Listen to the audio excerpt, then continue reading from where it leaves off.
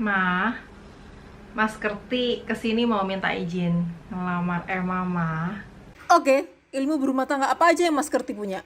Tenang Bu, ilmu agama, ilmu membahagiakan istri dan mertua, ilmu jadi bapak yang baik juga sudah saya pelajari Bu. Masih belum cukup. Ada satu ilmu lagi yang tidak kalah penting sebelum berumah tangga. Apalagi yang kurang Bu? Ilmu cegah stunting. Hah? Stunting? Ilmu buat merawat bayi biar gak pendek kan? Saya kan tinggi Bu.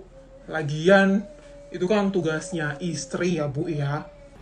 Ya, memang sih istri yang nantinya akan hamil, melahirkan, merawat dan membesarkan anak gitu kan. Tapi suami sebagai kepala keluarga itu juga punya peran penting loh dalam mencegah stunting. Kenapa? Karena semua keputusan dalam rumah tangga atas izin suami. Memang apa tugas yang bisa saya bantu Bu? Stunting adalah kondisi gagal tumbuh pada anak balita akibat kekurangan gizi kronis sehingga anak terlalu pendek untuk usianya. Nah, kekurangan gizi ini bisa terjadi sejak bayi dalam kandungan dan pada masa awal setelah bayi lahir. Akan tetapi biasanya kondisi stunting baru terlihat setelah bayi berusia 2 tahun. Tidak hanya postur yang lebih pendek, stunting juga dapat menyebabkan perkembangan kognitif, motorik, dan verbal yang tidak optimal, IQ bayi lebih rendah, peningkatan resiko terkena penyakit saat balita, serta untuk dampak jangka panjangnya, postur tubuh lebih pendek, produktivitas dan kapasitas kerja yang tidak optimal, meningkatnya resiko menderita obesitas, diabetes, dan penyakit bawaan lainnya, serta menurunnya kesehatan reproduksi. Masalahnya, ketika anak sudah mengalami stunting di atas usia 2 tahun, maka akan sangat sulit untuk mencapai tumbuh kembang yang optimal.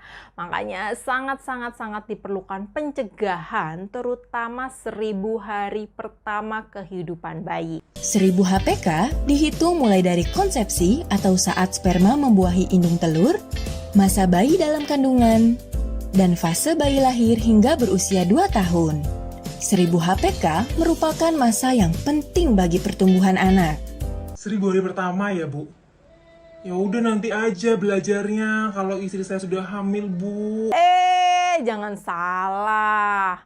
Pencegahan stunting itu dimulai sejak sebelum hamil loh. Karena awal pertumbuhan janin itu membutuhkan cadangan nutrisi dari ibu, terutama zat besi dan asam folat. Nah, zat besi dan asam folat ini sangat penting bagi janin untuk produksi sel darah merah serta pembentukan otak dan saraf janin. Ibu yang mengalami anemia sejak sebelum hamil hingga awal kehamilan dapat menghambat pertumbuhan janin. Nah, ini meningkatkan resiko bayi stunting di kemudian hari.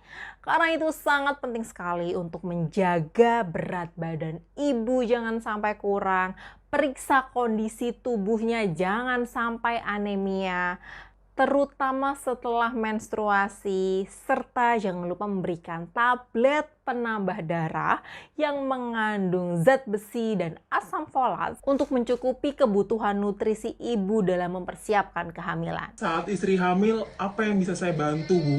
Jadilah suami yang siaga, siap antar jaga. Pastikan istri hamil di usia yang matang di atas 20 tahun.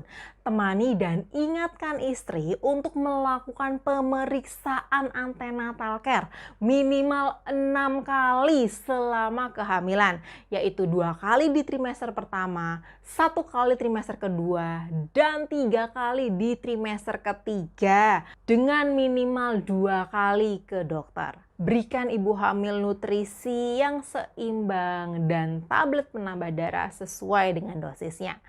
Pastikan ibu hamil memiliki buku KIA yang terbaru dan pelajari tanda-tanda bahaya kehamilan agar dapat segera membawa ke fasilitas kesehatan jika tanda bahaya itu muncul. Jangan lupa untuk selalu jaga kesehatan ibu hamil hingga melahirkan di usia cukup bulan, yaitu 39 sampai 40 minggu. Siap Bu.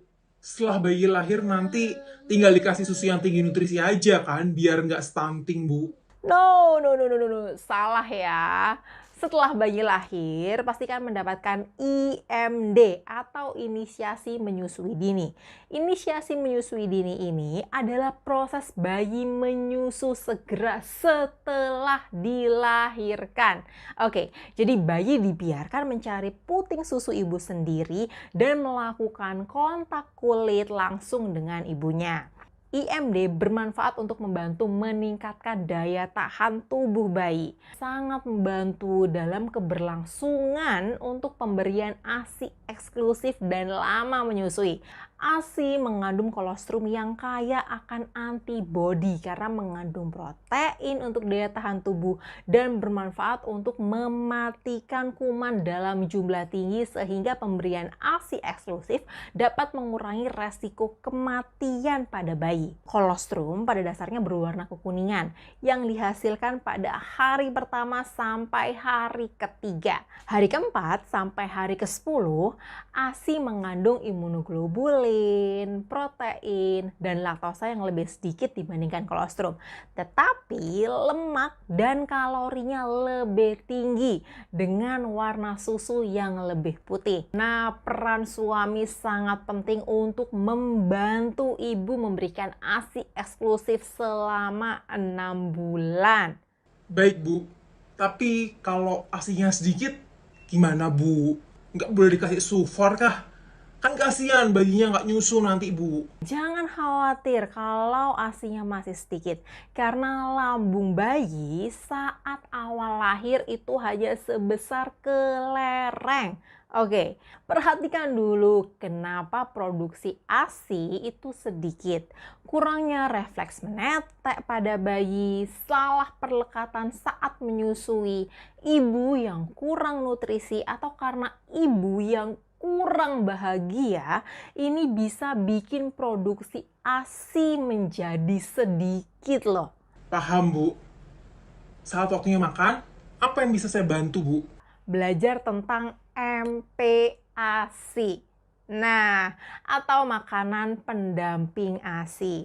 Makanan ini diberikan pada bayi usia 6 bulan ke atas dengan gizi seimbang. Perhatikan juga tekstur dan nutrisinya sehingga dengan ASI dan MPASI bisa meningkatkan berat badan bayi sesuai dengan usia. Selain itu jangan lupa untuk membawa bayi rutin ke posyandu setiap bulan ya, untuk mengukur status nutrisi serta berbagi ilmu dengan kader tentang tumbuh kembang bayi. Nah, bayi juga wajib melengkapi imunisasi untuk mencegah penularan penyakit berbahaya. Program imunisasi ini penting diikuti sesuai usia bayi. Dengan imunisasi itu bisa meningkatkan daya tahan tubuh bayi sehingga bisa lebih sehat lagi. Karena bayi yang sakit tentu saja akan menghambat pertumbuhannya dan meningkatkan resiko stunting. Ternyata banyak juga ya ilmu yang harus saya pelajari sebagai calon suami Bu. Masih ada lagi. Cegah stunting dengan menerapkan pola hidup bersih dan sehat. Salah satunya, menyediakan akses ke air bersih, jangan buang air besar sembarangan, jaga lingkungan agar terbebas dari asap rokok, serta lakukan kebiasaan gerakan cuci tangan pakai sabun. Cara-cara ini dapat menghindarkan kita terinfeksi penyakit berbahaya sehingga dapat menurunkan resiko kejadian stunting. Ayo bersama cegah stunting untuk generasi lebih cerdas.